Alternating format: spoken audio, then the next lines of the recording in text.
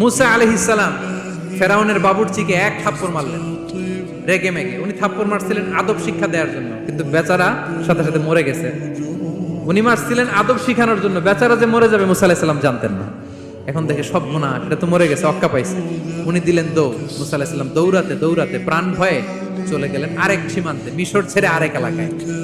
যে দেখে কিছু লোক ধাক্কাধাক্কি করে তাদের উটগুলোকে পানি খাওয়াচ্ছে, আর দুইটা মেয়ে পাশে চুপ করে বসে আছে। উনি বুঝতে পারলেন মেয়েগুলো এই ইয়াং ছেলেদের সাথে ধাক্কাধাক্কি করে টিকতে পারবে না। উনি এগিয়ে গেলেন, বললেন তোমরা পানি খাওয়াবা উটদেরকে? হ্যাঁ খাওয়াবো, আসো। উনি উটগুলো নিয়ে সবাইকে সরিয়ে পানি খাইয়ে দিলেন, মেয়েরা চলে গেল।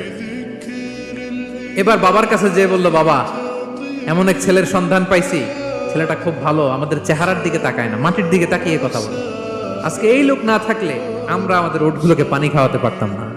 আর ভিনদেশী লোক, আমরা চিনিও না। ইন্না খায়রা মান ইস্তাজারতাল কবিয়ুল আমিন। বাবা করেন, আমাদের তো রাখাল লাগবে।